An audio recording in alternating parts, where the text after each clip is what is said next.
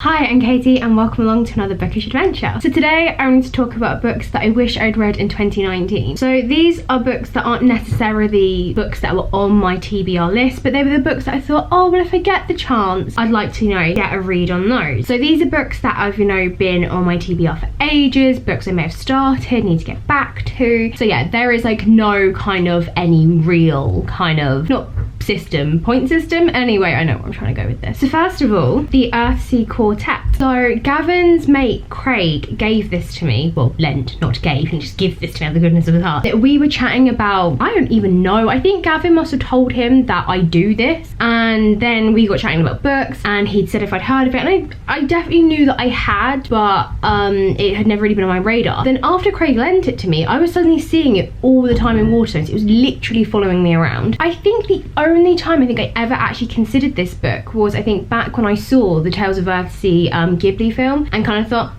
but then I think it just kind of just disappeared off my radar again. It was like a momentary, and then I just never looked it back up really. So this book is all about sort of magic and becoming a magician. It is 4 stories, which is quite nice because this is like the size of a general paperback, so it's quite nice that these would be quite short. But yeah, I wish I've read this. He gave this to me back at Easter, so quite a while ago he gave me this book, and yeah, I had hoped, because I think I read the first couple of pages just to get a feel for it, and I thought, oh yeah, this is a bit of me, and then it never happened. Next, the bonus mercies. I had wanted to read this because I've been wanting to find more standalones, and yeah, just didn't happen. And it isn't an overly big book either, so I thought it'd be a really great kind of book to slip in between reading a series, especially whilst reading Throne of Glass, as it was so long. I just thought, oh, this will be a great one that, if I'm at a loose end or I consider taking it on holiday actually, I thought this would be great. And yeah, somehow just kind of forgot about it. So this book follows 4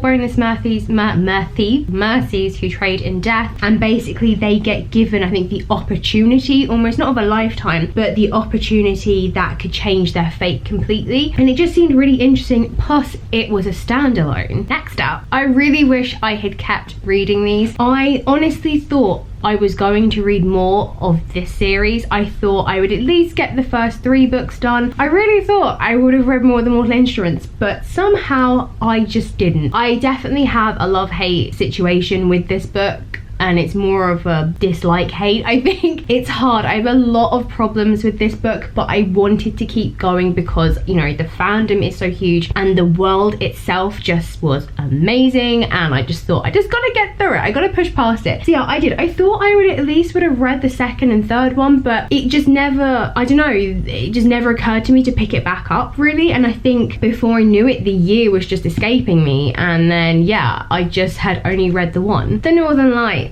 So this book has been on my list for a very long time. This is part of my books that I wish I'd read as a child but never did. I bought these ages ago because they were part of the 20th anniversary edition, and I couldn't decide between the paperback or the hardback, but I love the paper of the hardback. It was very hard because the paperback was all shimmery, so it was all like really beautiful metallic. I've just been one every year. I always think I should really pick it up, and then obviously BBC were doing the adaptation, and I thought, perfect, I can read it. I still haven't watched the adaptation either, and now I'm like, shit, do I watch the adaptation or do I read the book? I remember seeing the film, but I have like 0 memory of it. But yeah, again, it's just one of these things I just still haven't gotten to, and I really did think, once I heard about the BBC adaptation, I thought it just suddenly really brought it back to the forefront of my mind as a book I should read. It is one of those, it's a child's classic, although it's technically, I believe that Pullman has never actually given it a specific age range. I think it can be a universal thing. I think it's just always been a great read for children to get them involved just somehow. And I recently bought the first book of his newest series in the hope that maybe it would,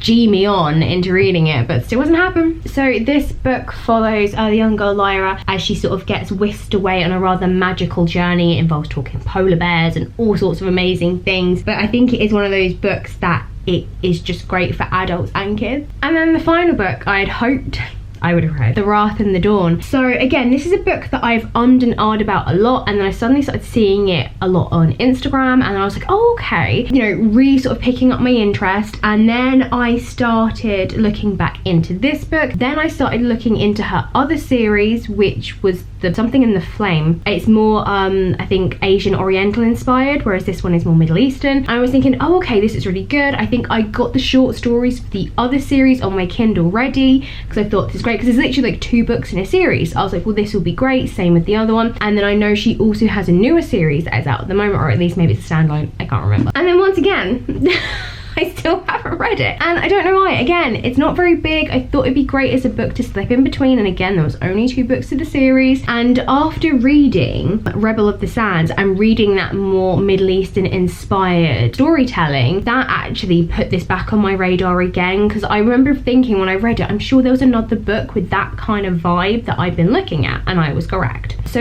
this book is about a land ruled by a killer. Every night, is it every night he does this? Let me just double check. Yeah, he takes a new bride each night and then he kills her at sunrise, and basically she volunteers to marry him with the aim of surviving, and then plans to stay alive so she can exact her revenge, which sounds super fun. So I am guessing that obviously this is going to be, he's going to turn out not to be who you think he is, maybe why he's doing it. But I remember when I read it again recently, I thought, wait, he takes a bride every night? Like, it seemed like how are there any women left for him to marry? So those are books I wish I'd read. Hopefully I will get to them in 2020, although I'm sure there'll be a whole host of new books that I won't have read in 2020, because that is the way of things. I hope you enjoyed this video. Let me know in the comments what books you wish you'd read in 2019, and will you be trying to read them next year? If you like this video, then smash that like button and show me your thumbs. And if you are new, hello, hit subscribe and join me on this bookish adventure. I will see you on Tuesday for another reading vlog, and we will be less than a week till Christmas. Just gonna throw that out there for you guys. Yep, panic setting in.